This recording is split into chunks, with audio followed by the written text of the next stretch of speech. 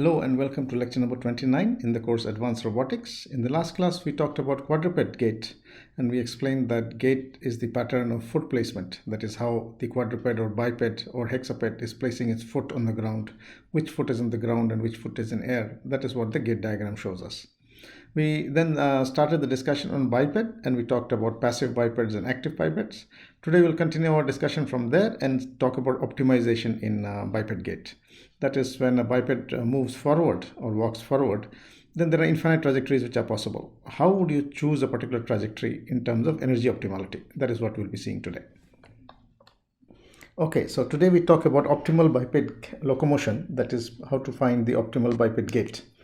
Now, very quickly revising what we were discussing in the last class is that if you have a quadruped robot like this, then we have to, the first thing that we do is to assign axis. Okay, assign frames or axis, and then find the relation between the local frame. So if there is a global frame here, this is my global frame, and this is my local frame here, then we find the relation between the global and the local, because this is a moving robot.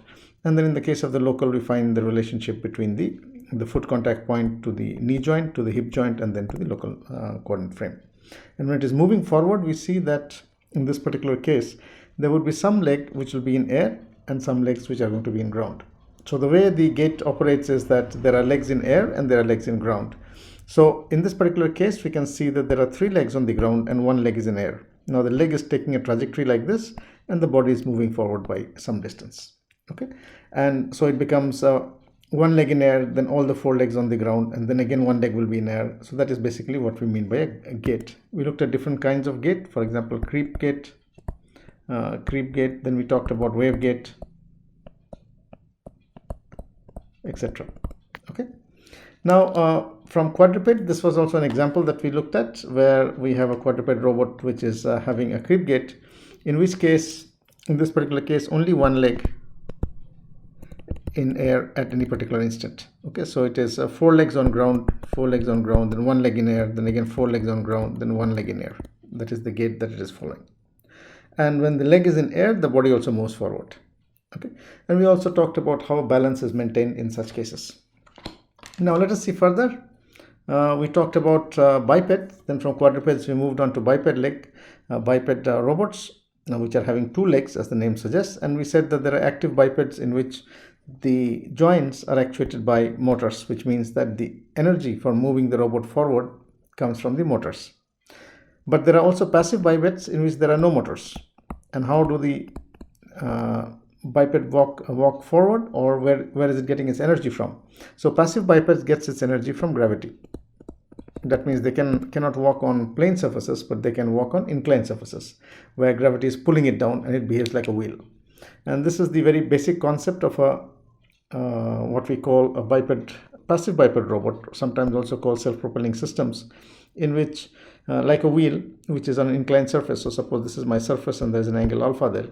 Then what is going to happen is, because of the contact point here, this mg into that distance will generate a torque about this point, because of which the wheel is going to roll down. So the structure of the robot is also very similar to the spokes of a wheel. So if you look, you must have seen your bicycle wheels. So these are spokes on the bicycle wheel rim, right? So this is your bicycle wheel. So if we just consider 2 of them, if I consider this one and this one, then this is behaving like a section of a wheel. And this one is 1 leg and this is another leg. And based on which this is behaving like a wheel, and it can roll down surfaces. Okay. Now this is a very simple example we had seen in the last class. I'll play it very quickly again. So this is a case of a biped robot, passive biped, which is walking down an incline simply by using gravitational energy.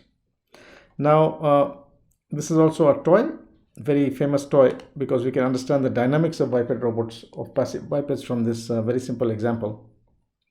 This walking toy is called Tuk Tuk, and it walks forward simply by making use of gravitational energy and by moving from side to side. Okay. Today we'll be talking about balance. We'll be talking about active bipeds. Now, before we talk about active bipeds, we have to talk about this concept, what is called balance. Okay, so you understand that if a system is balanced, means it is basically not going to fall down. Okay, so if, for example, if I have a pencil and I try to balance, this is my pencil, and I try to balance the pencil on the tip, then it's extremely difficult. Okay, it will fall that side or it will fall this side. Okay, so this is what we mean by balance. So very crudely speaking, it should not fall down. Okay. Now, how can it maintain its balance? We are taught that, for example, if you have an object like this and the projection of the center of gravity is inside the base perimeter, then the system, then it will not fall down. Okay. Now, this is for a static case where we talk about the CG of the system. But in a dynamic case, there are other forces. So static case basically means it is taking care of the gravity force. It is balancing or is not getting disbalanced because of the gravity pulling it down, which is basically a static case. In the case of dynamics, there will be other forces which are acting. For example, inertia. If a body is already moving, it is subjected to some acceleration, so there is going to be some inertia forces. There can be other forces like Coriolis force, centripetal force. Okay, then the gravity force we have already seen. Okay, so in the dynamic case, other forces are also acting, and we have to talk in terms of balance of a dynamic system now.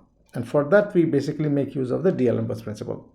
That is, we convert a dynamic system into a static system at that instant and look for static stability. Okay, so in terms of balance, this is a very simple example of balance which considers only gravity forces, but in dynamic case, we have to also consider the other forces. Now, if you are looking at this very simple spring mass damper system, so there is a spring here which you can see there is a spring there, and this is the top part of it which can rotate at a particular angle about this. So if you consider this to be 2D, and if I say that's my angle alpha and this is the spring deflection which is d, then there are two variables here. One is alpha, the other is d.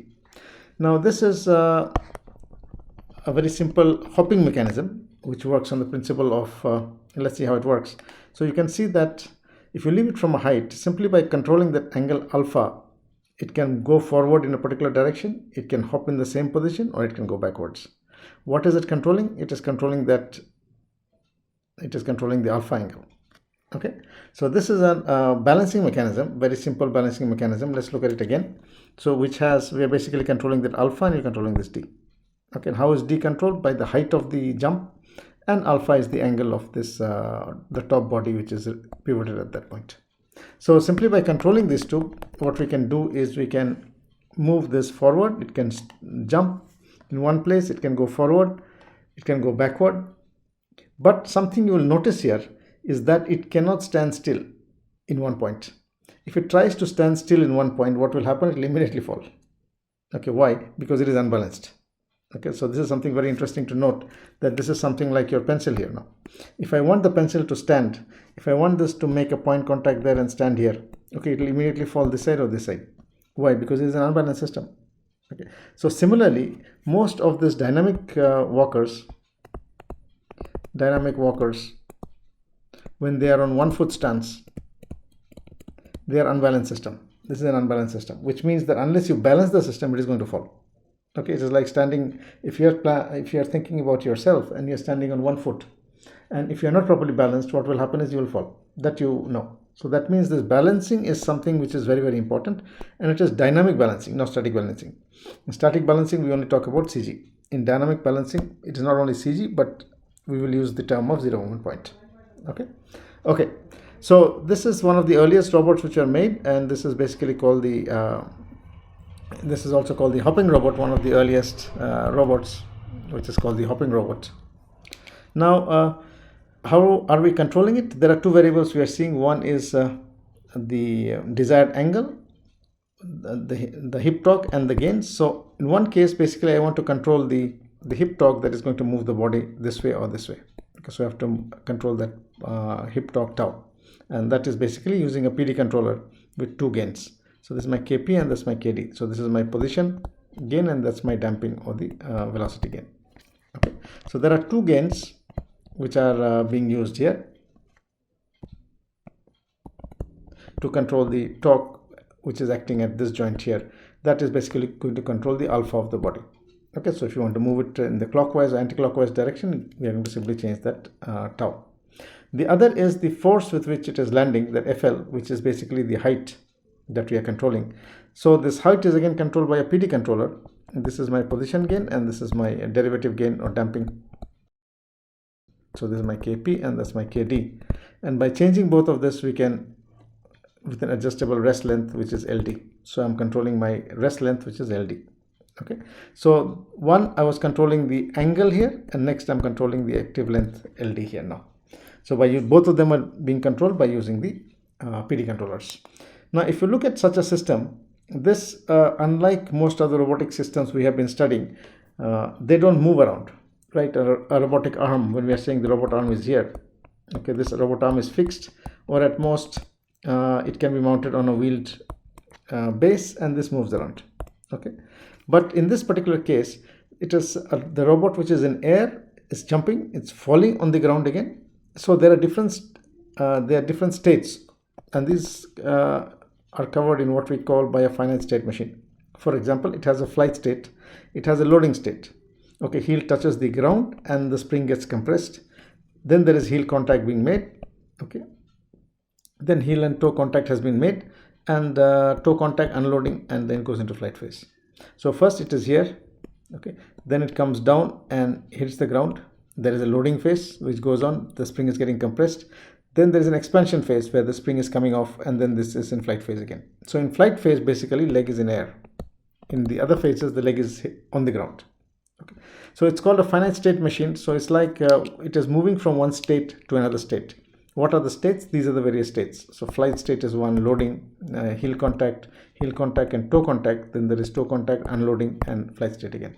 Essentially, it is in air, which is flight. Then it makes contact. Then there is a loading, which means it is getting compressed. The spring is getting compressed. Then there is a toe off, in which the spring is getting extended. Okay, so this is extended, and then it's in air again. These are the various states in which this machine moves. So what we see is that in the case of a biped robot, the leg can be in air or it can be in ground, and we have to talk about dynamic balance. These are some of the very famous biped robots which are made. One is the Asimo, which was made by Honda Motor Company in the year 2000. It can walk, it can run, it can climb stairs. Okay. Then we have the most advanced robot which is there now is this Atlas. We had looked at Atlas by Boston Dynamics. It can walk outside, it can balance itself in uneven terrain, and it can build a map of itself by using a LiDAR. Okay, for example, we can see that it can walk in different kinds of terrain, and there's another example where it can actually, we can look in terms of dynamic stability. So this gives us an example of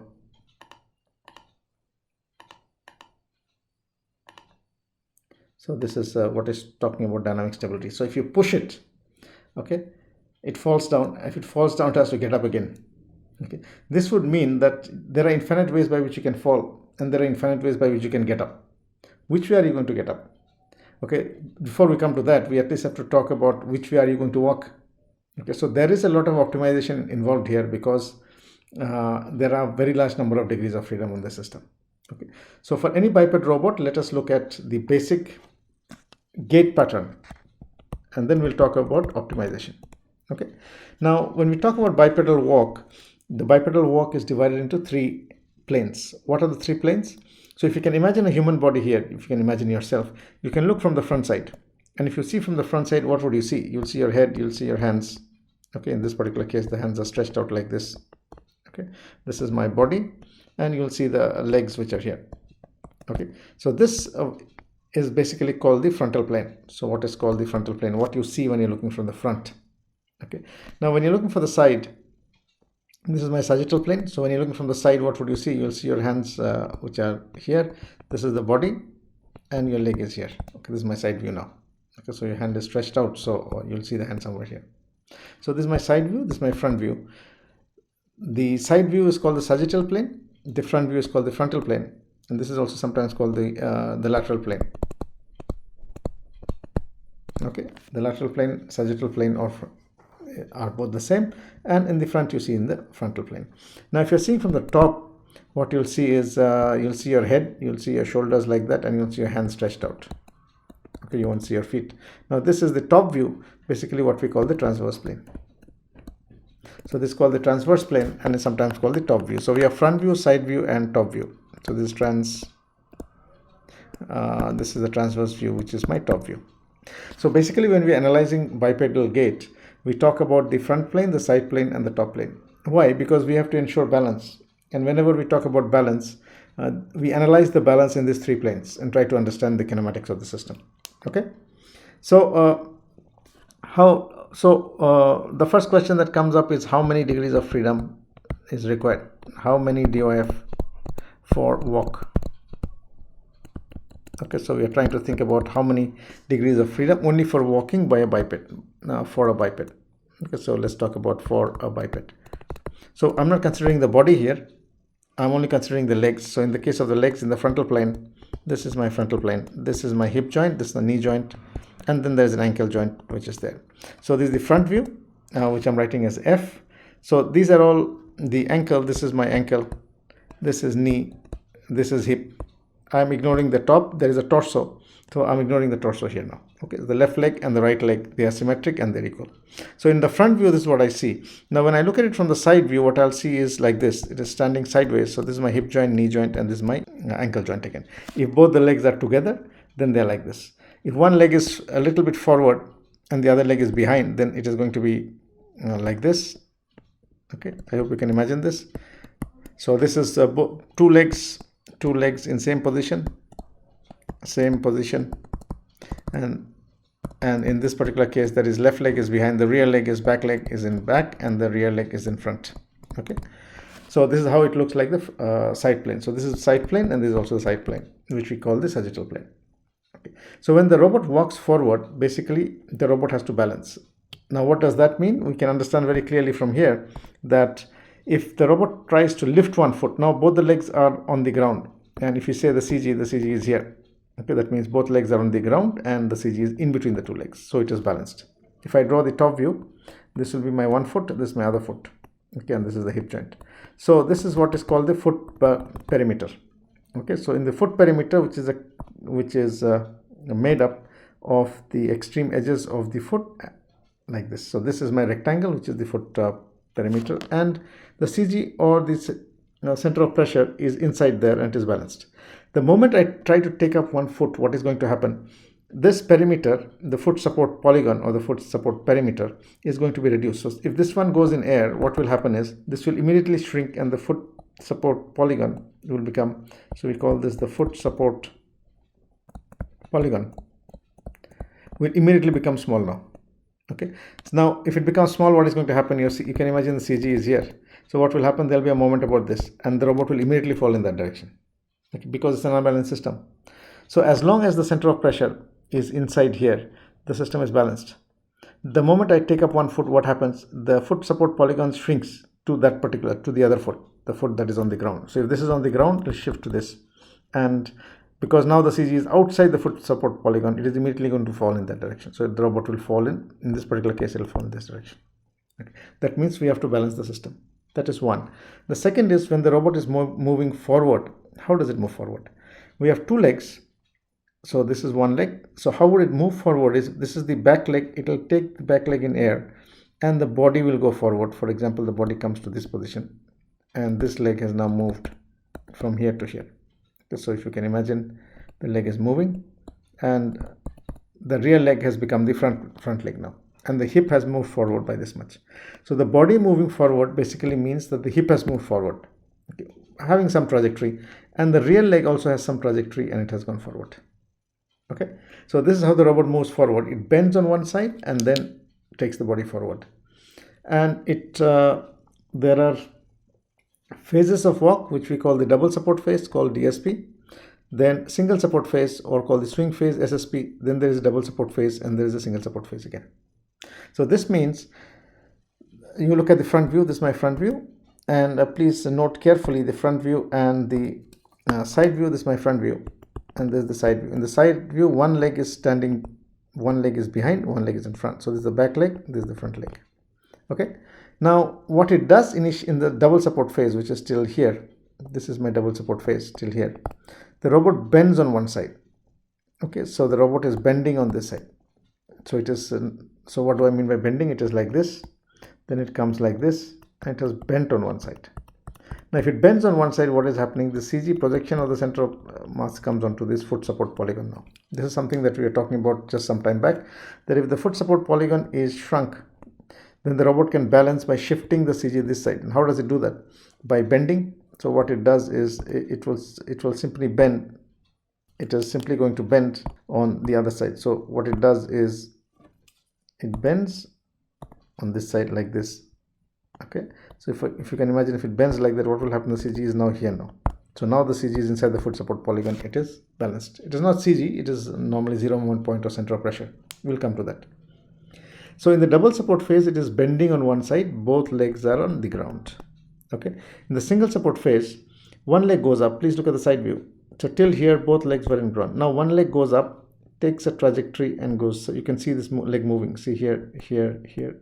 So it moves forward and then it becomes the front leg. Okay, so this is a trajectory which is going. It is following the trajectory and becomes the front leg now. It is in single support phase. Then both legs are on ground again, and this is again my double support phase. So double support, single support, double support. In double support phase, it bends on the other side now, the other leg. Okay, so if it bends on the other side, what is happening? We're getting this, and then this leg, whichever is the rear leg, it comes front now. Okay, the same procedure is repeated.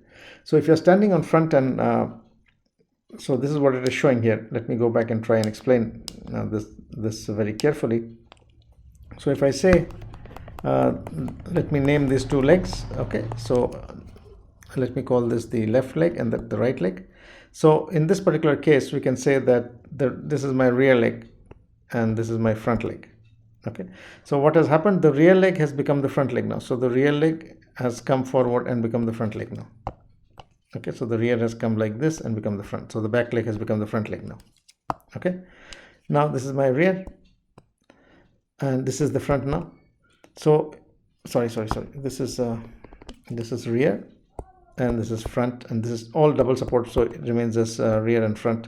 Now what happens? The rear leg is moving forward. The rear leg has moved forward and now it has become the this is the rear and this is the front actually. Okay, so you can see here rear is back, here rear has come in front because the back leg has become the front leg now. Then it bends on the other side. Okay, now the back leg is on the now the front leg is on the ground and it's behind now. Okay, so what will happen is it was bending on this side, now it will bend on the other side. If you can imagine, now it will bend on this side. So this fellow is now rear, now this fellow will become front, so it's bending on that side, and this leg will come forward again and become the front leg. So first it bends on left side, then it bends on the right side. So when it bends on the left side, your left foot is on the ground. Okay, and the rear leg is going forward. Now if it bends on the right side, then your right leg is on the ground and the left leg is going forward. So that is what it does. It bends from side to side and to maintain balance in the frontal plane.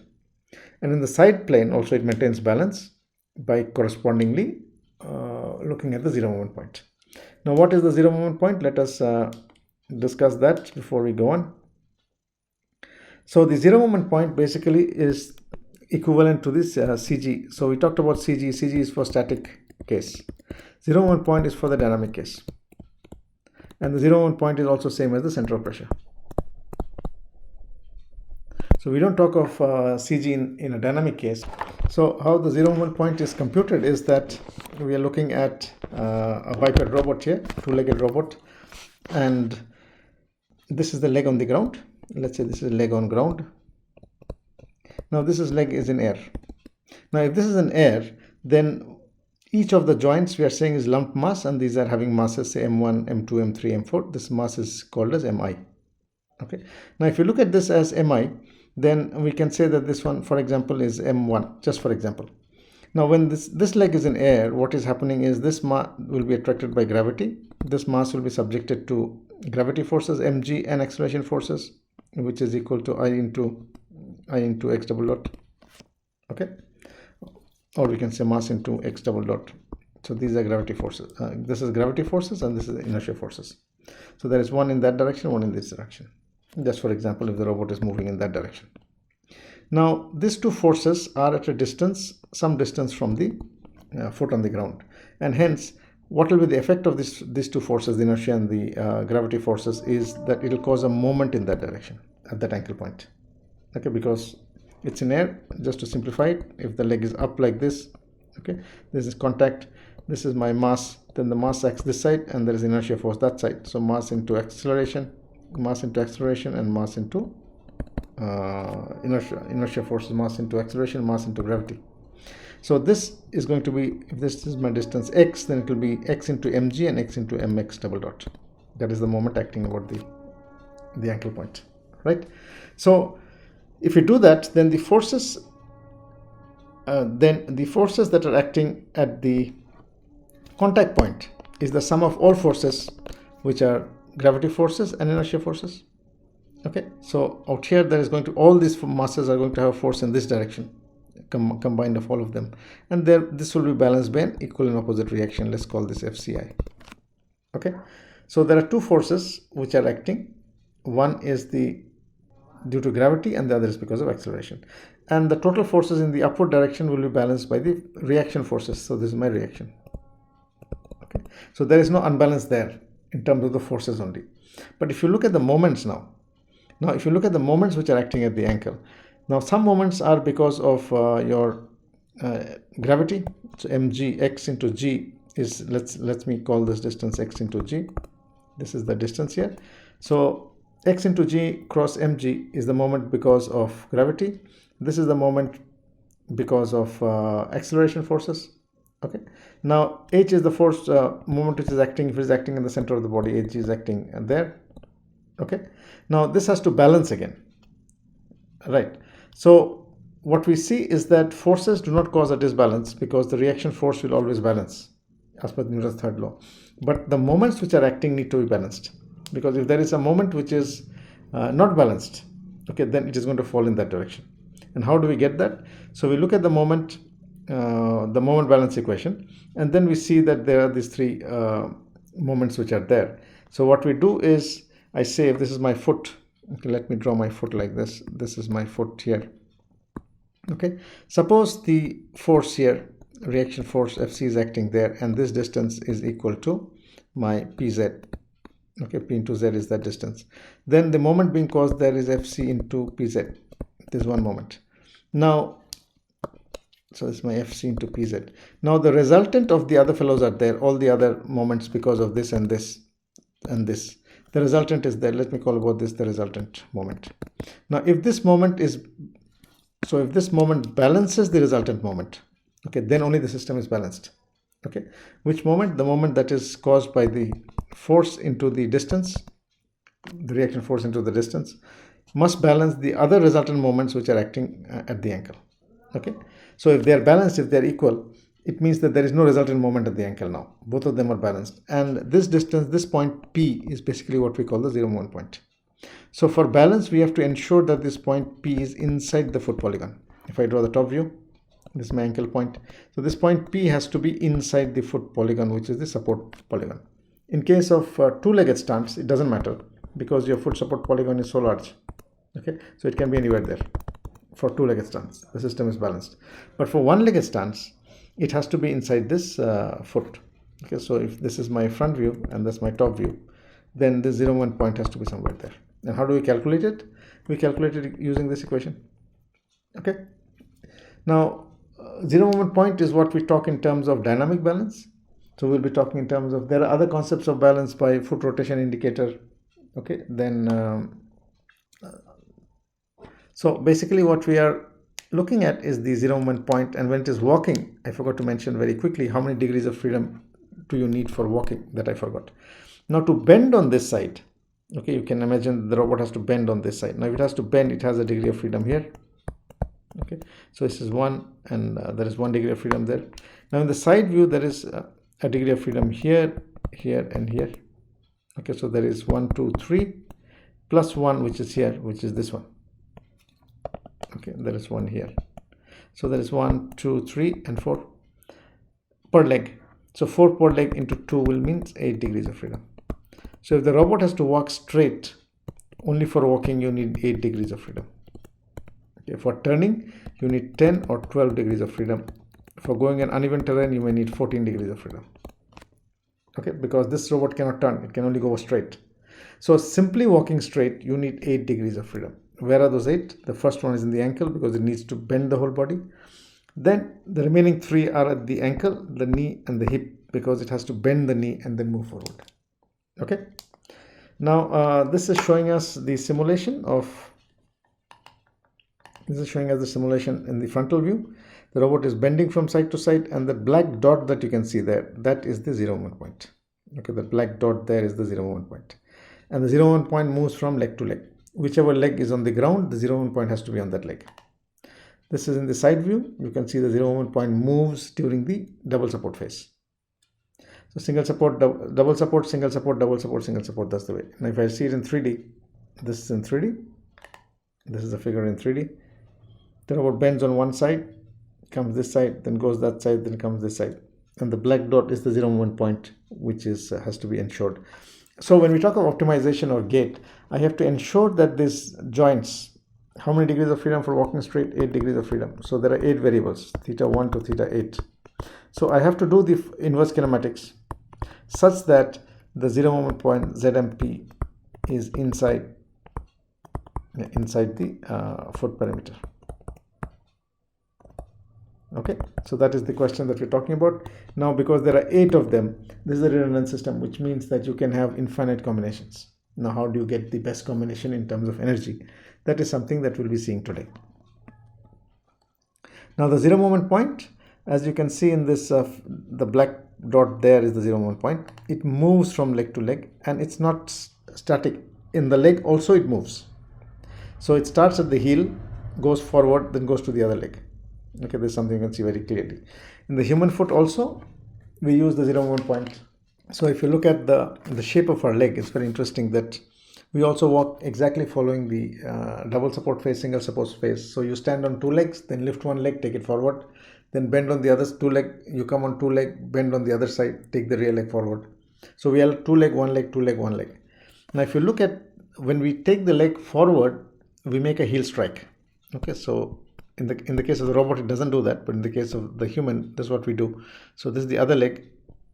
Let me just draw it here and explain. So this is the other leg, which is on the ground. So what we do is this leg goes forward like that. Okay, and the hip also goes forward. So if the leg is like this, it makes a heel strike first, then it becomes flat, if you can imagine. Okay, in the human case, not the case of the robot. So if you're making heel contact, then the zero movement point is here first. Then as we are moving the body forward, the zero movement point also moves forward, goes to the big toe, and then goes onto the other foot. So it basically means that these small fingers here, they don't do any work because they don't support the zero movement point. And hence they're very small because they are not required actually. This big toe is the one that supports the weight, and hence it is required. Again, you have an arc in there. Okay, we have an arc there. Because the zero movement point does not go there, we don't require any support there. Similarly, the zero movement point also doesn't go here much. And if you look at your shoes, they wear off in this region. Okay, if you look at the sole of your shoe, you'll find that they wear off. They tend to wear off here. Why does it wear off here? Because when we make heel contact, the zero movement point is at that point. Okay, and these points don't wear off because the zero movement point never goes there. So this is very, very important, not only for bipedal walk, but also for shoe design, understanding why our leg is like that. Okay, so now let's proceed and see how does the robot move forward. So in double leg stance, it is pretty clear. Okay, the robot is on double leg stance like this. It has to bend on one side first. So this is double support phase, and this is on, this is my front view. On the side view, if I see, what is happening is, this is essentially to bring the center of pressure onto and it remains there. When it's on single leg stance, it is always like that. Now, what it does is basically, it has to move the body forward. Okay, so the rear leg, so this is my front leg, this is my rear leg. The rear leg has to move forward like this, and in the same time, the hip also moves forward like that. So we have a foot trajectory here, and we have a hip trajectory there. Okay, that's how the robot moves forward. Now in the next step, what will happen? This will become the rear leg, and we'll have another, this fellow will become so in the next step, this has become, the rear has come here. So in the next step, what will happen is, this guy will, this fellow will become the rear, and then it will go forward. I hope you understand that. So our point is that the hip has a particular trajectory. It can be a cubic spline. Okay. Similarly, the leg has a trajectory. Now it can be also a cubic spline. So this means that you can have infinite splines like this. All of these are possible trajectories. Similarly, for the hip, you can have trajectories like this, like this, like this. Okay, they're all possible. So the question comes, what should be an optimal trajectory? Okay, now interestingly, if you're wondering what does the human trajectory look like, okay, that's an interesting question. Now if you look at the top view, in the case of the robot, it's a cubic spline and on a plane. In the case of a human, if I see that this is 1 foot and there is another foot, then this will be sinusoidal. Okay, this is a sinusoid. So similarly, this trajectory is something like this in the case of a human. Okay, it's a sinusoid. Why sinusoid? Okay, this is an interesting question. To maintain continuity. Okay, so for maintaining continuity of motion, this has to be a continuous curve, which is a sine curve. In this particular case, what will happen is you'll get one curve like this, you'll get one like this, like that.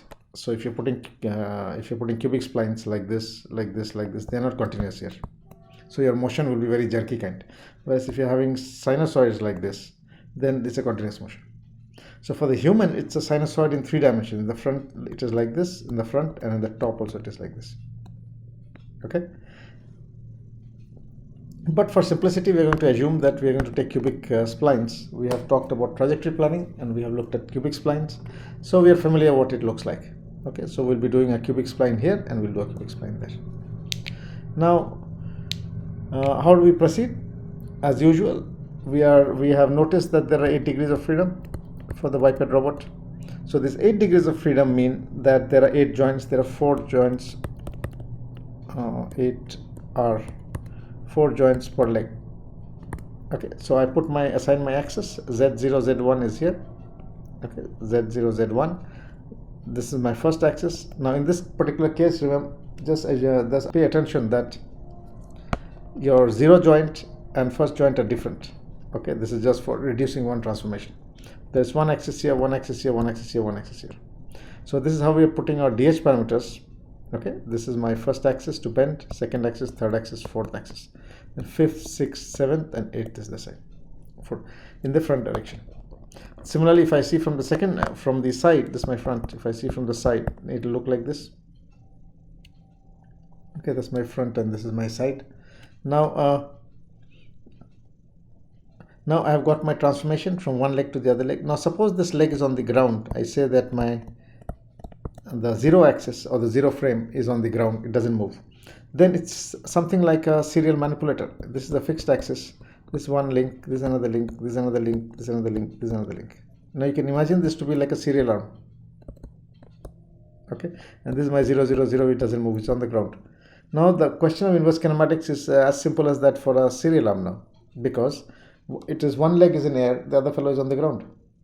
Now if you're wondering what to do in the next step, you just switch the zeros here. The next step, what happens is this one is on air and this one is on the ground. So you switch the 0, 0 from here to here now, from the left leg to the right leg, and you can continue. Okay, so the kinematics is very simple because we are treating this like a serial arm with one leg which is on the ground. We say that is not moving, I say that is 0, 0, 0. Now I find the relation between the frames, and what I get is the transformation matrix, which is going to take me from 1 to 4 and 5 to 8. I multiply them together, I get 1 to 8. Okay, so there are 8 transformations because there are 8 joints. There's an 8 degree of freedom system, and I get the relation between the 0th frame and the 8th frame. Okay, and the 0th frame is on the foot on the ground. Okay, now what are the various research issues that you can think about here? I'll just come to the optimization is one of them. How do you get optimal gait? Okay, now one of the research issues is energy optimal trajectory generation for not only for walking, for obstacle avoidance, stair climbing, going on 3D ground. What would be the optimal trajectory or the optimal gait? This is a issue we can look at. Number 2 is, if you put rigid links, there is going to be contact with the ground and the leg, so there is going to be impact. So it will be a good idea to put soft material on the ground or on the foot. Okay, now you can also look at the effect of soft material on the sole of the biped when it is walking. What effect does it have on energy efficiency? We can look at compliance of the joints. We have already discussed the idea of cobotics, where we talked about the robot having compliant joints, that means I have a joint and there is a spring at the joint. Okay, what is the advantage is when it is hitting the ground, there is a force which is coming, impact. So this force will be absorbed by the joint. So we looked at a case like this where you have a motor and the motor is rotating and it is not directly connected. There is a torsion spring and this is connected to your link. This is something we talked about or we studied, right?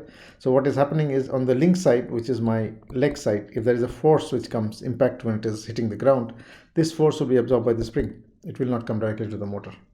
Okay, so effect of compliance at the joints in energy, then compliance in ready link. I can make the link itself compliant so that when it hits, it bends like that. So we'll look at all of this, what happens to each of this. Motion planning in 3D we'll discuss in the next class when we talk of optimization in planning. That is for the next class. So these are all research issues, and some of this is taken seen or trying when we try to copy human locomotion. In the human body also we have compliance in the joints, we have compliance in the muscles. Okay, now optimization of the leg trajectory. This is how we proceed with the leg trajectory. This is the first research problem, that is optimal trajectory generation for obstacle avoidance. How do we do that? What trajectory are we optimizing? We are looking at optimization of this trajectory. Let me explain it. It's very simple to understand actually. So basically we are treating this like a serial link manipulator. Okay, now in a serial link manipulator, again we have a trajectory here and I have a trajectory here. Okay, both of these are trajectories of the hip and the leg. Now if you look at this, this is like a two link manipulator. It's like there are two links there. In each leg there are two links only. Now if it's a two link manipulator, you know the inverse IK solution for theta 1, theta 2. So a two link manipulator which we talked about like this. Okay, this is my theta 1, this is my theta 2. This is like this is almost like the same two link manipulator is here. So from geometry I can find the solutions. Okay, so if I get this trajectory, I give this trajectory and I give this trajectory. So at every point here I divide this trajectory into 20 points, and for every point here basically we can get a link like this. The link is going forward, you can imagine that, and in each case it's a two link manipulator. It's 2 DOF, two links only. Okay, so I can geometrically find the solution of, if I know this point and I know this point. Okay, so I know those 2 points, so I know this point, I know this point on the trajectory. So if I connect it like this, this is a two link manipulator. Okay, so basically what we are seeing is I can very easily find what is, so every point there has a corresponding connection like this, and it's a two link system, so I can very easily find what are the joint angles simply by doing geometry. So it is not very difficult to do inverse kinematics also. We are doing this geometrically. Okay, so what am I trying to do here? I am trying to find the trajectories, which is the hip trajectory and the leg trajectory, okay, which is going to give me minimum energy consumption. Now to find minimum energy consumption, I have to find the dynamic torque.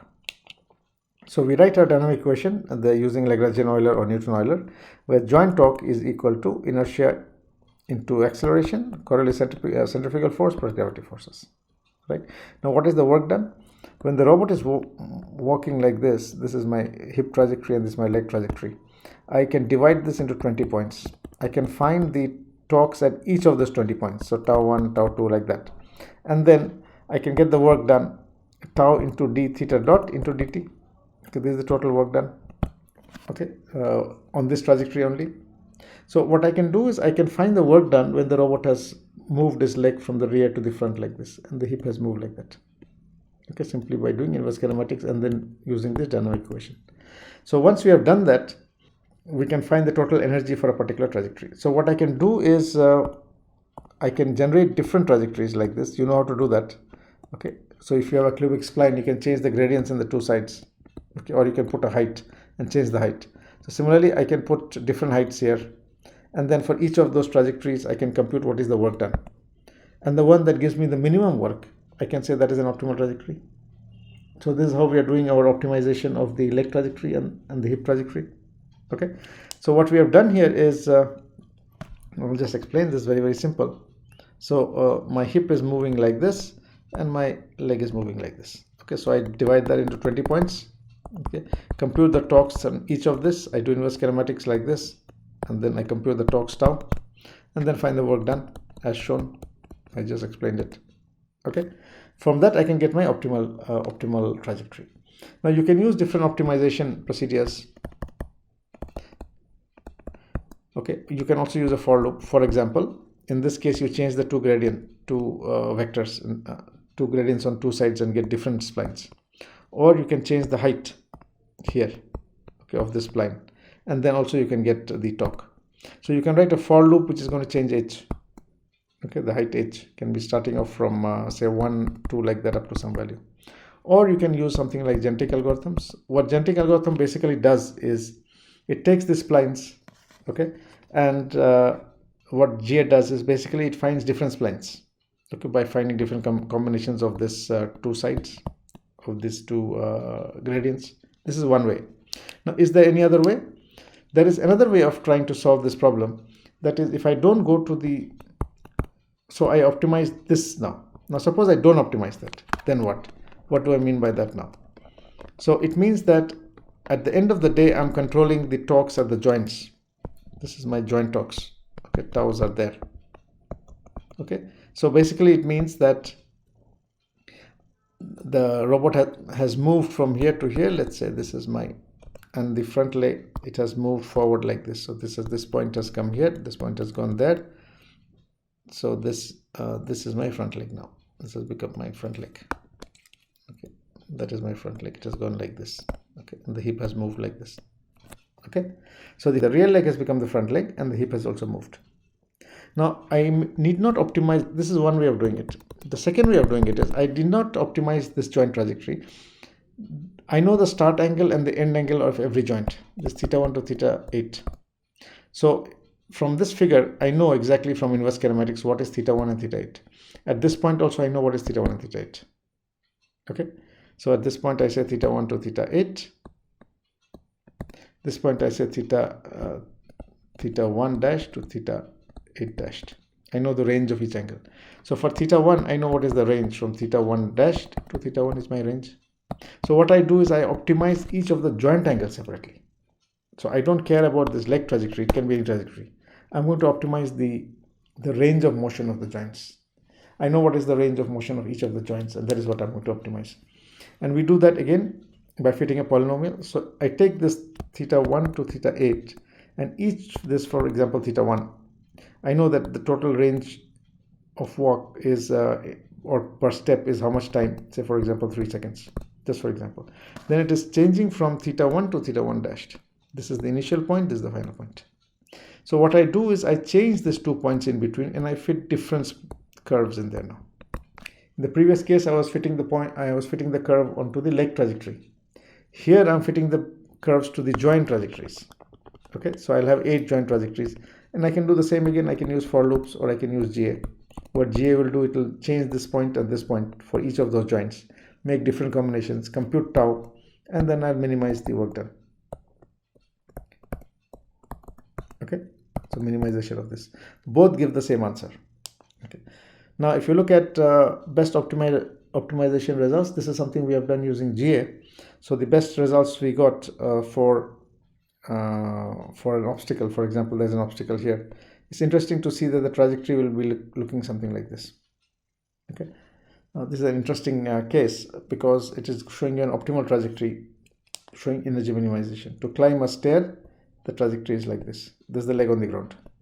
Okay, so what GA is basically doing, it is finding different trajectories at the joint, fitting it and finding for which of this combination of trajectories you get the minimum energy, and then it is saying that is optimal.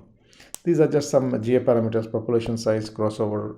You could use just for loops for varying the trajectories also. But this gives a more exhaustive kind of a result because it covers the full search space. So this basically gave us how to generate an optimal trajectory. Next, we'll look at if you put soft material at the foot of the robot, then what happens? Now, this soft material is required because otherwise there's going to be impact when the robot foot hits the ground. Both a rigid body versus rigid body. So there is going to be a heavy impact. Now, to avoid that impact, if you put a soft material, then we model the soft material by using a very simple analysis, by using very simple deformation model. We simply use the F is equal to K into del X model. Okay, and we say that the deformation is having a spring constant K, and depending on the force, there is going to be a del X, and that is going to change. So very simple model we are using. There is a force here and there is a force here depending on the total force, and we see that it bends like this, okay, on one side. And if you do that, then what we see is that when the force is acting, for example, there's a torque acting and there's a force acting. So this torque will cause this torque is going to cause deformation, something like this. Okay. Now, two things happen. One is that if the material is very soft, please remember that it has to bend on one side like this. When it is bending on one side, there is a deformation which is going on. Okay, so there is a deformation which is going on like this. Now, if the material is too soft, what is going to happen is it will start vibrating. Okay, because the controllers tend to bending it this side, but there is too much deformation and it can fall on this side, so it has to come backwards again. Okay, so what is happening is that there is a lot of vibration going on here. So there is an optimal material, this is probably optimal, where the deformation is right and it does not vibrate about that point. Okay, so we can see that we can put soft material at the foot, but then we have to ensure that it doesn't start vibrating. Okay, and this was the optimal trajectory that we got.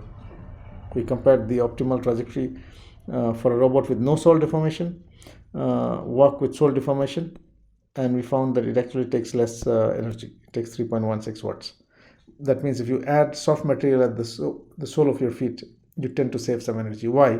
It's pretty interesting, because when we are bending like this, suppose you are bending 10 degrees, just for example, this is my 10 degrees here. So this work is being done by the motor there now, because there's a motor at the ankle. Now when I'm bending by 10 degrees, but suppose I have soft sole now. So because of this soft sole, what is happening is that additional bending I'm getting here, this is passive. Okay, so what is happening is this fellow is automatically giving you some energy, some passive deformation without the motor doing any work. So here it was bending 10 degrees, here it is requiring 8 degrees. Maybe that 2 degrees is coming from the soft material itself. This makes it very clear why the energy requirement is less. Okay, so we see that if you put soft material, it tends to help. So these are some of the robots which are made with soft materials, and we can see it. Okay, this doesn't seem to be working. Okay, next is if you put compliance at the joints. Okay, we looked at soft sole. Now if you look at compliance, now if you look at the human legs, there is compliance at the joints. For example, we have muscles. Muscles are connected by tendons, and these have some kind of stiffness.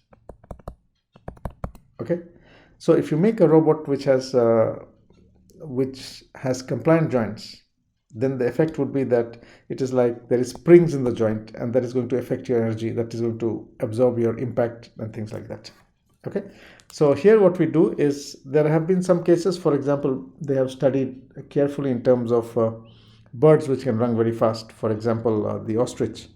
So the ostrich leg muscle is like this. There's the muscle and there is a tendon, and this tendon has stiffness which enables it to run very fast. In the human leg also, we have tendons which are here and here which give us some kind of stiffness. Now, so this is the idea of a biped with compliance of the joints. We had talked about this when we talked of control systems, that you have a motor which is connected to a torsion spring which is connected to the link. So there is a spring in here. So if there is a force in here, it will be absorbed by this one now. Okay, and we write our equation of dynamics, but what you see is that apart from the three terms, inertia, Coriolis, centrifugal, and gravity, one more term comes inside, which is because of my spring. So F is equal to K into del X. So this is my del, or in this particular case, we can say del theta. Okay, so this is my K and this is my del theta term. Now, exactly the same way, what we can do is we can do optimization, look at the various hip trajectory and leg trajectories, and then see which one gives us optimal. Now, interesting to note that in this equation, this is also a variable. Okay, the spring constant is a variable. So basically what it gives is that, we see that for different values of K is equal to 0 means it's stiff. Okay, and if we start varying K, then we get different energy consumption. So you can see very interestingly that the trajectory is also changing. And for this particular case, the trajectory is like this. Okay, and for different time time steps also. So here we're looking at the variation of time step. 0.5 seconds says 1 second is 2 seconds for k is equal to 0. That means this is a rigid robot. Okay. Now if you are looking at varying k is equal to 0.25, 0.5 and 1 Newton meter per rad, then we can see that the trajectories are actually different, and this is the one that is giving us lower energy. Okay, so if you now plot on the x-axis we have the stiffness of the spring, and on the y-axis we have the work done.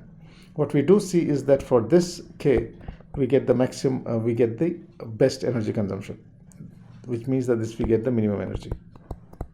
Okay, so this does seem to prove that if you put springs at the joints and vary the k, with a suitable k, the k has to be optimal. If you put a higher k, then the energy goes up. So there is an optimal k for which only you get an optimal energy consumption. Okay, so this very clearly proves that if you put compliance in the joints, you tend to save energy. Now we can take this one step further and say that now if I put compliant joints, so for example in this robot, which is a biped robot, if I put a compliant section here, this is my front view, this is my side view.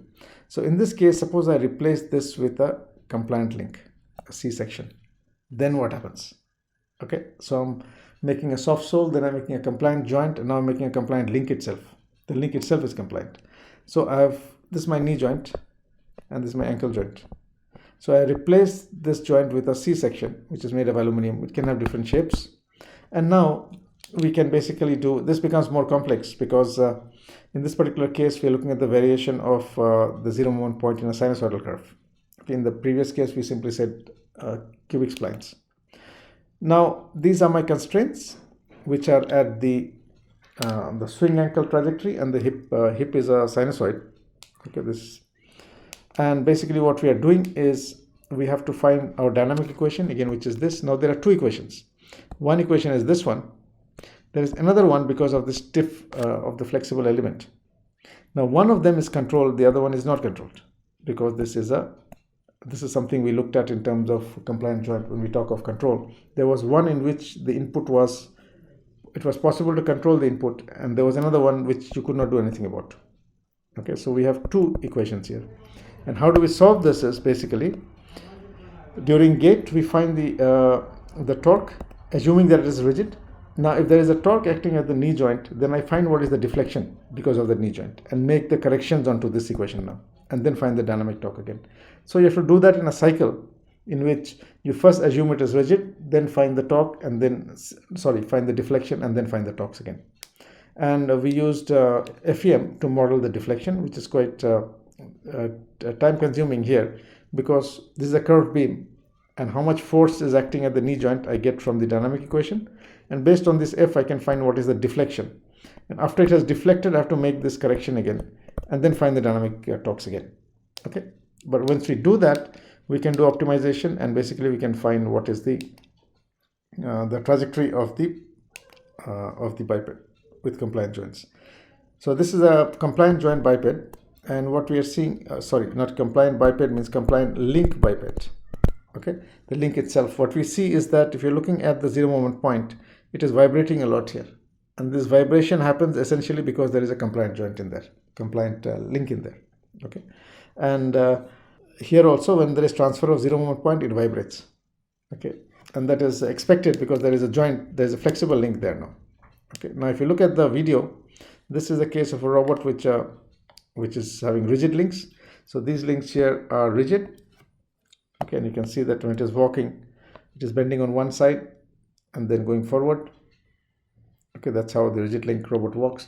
Whereas if you're looking at the fellow with a compliant joint now, so there is a compliant C section made of aluminum here. Now you can see that it will start shaking. The moment it lifts one leg, it is on two leg stance. It has lifted one leg. You can immediately see that it is shaking. Now it is shaking because there is compliance in the joints, in the links, and there is some vibration there. It is good in the sense that for running and jumping it can absorb shock, but it is bad because some kind of instability is brought into the system. Okay, so today we are talking about optimal gait, and we found out how we can optimize the gait of a biped robot. That is, you can fit different trajectories and then find which trajectory requires the minimum energy. We also looked at the effect of soft sole, then we looked at the effect of putting our compliance in the joint, and then a flexible link. So we'll stop here today. Thank you.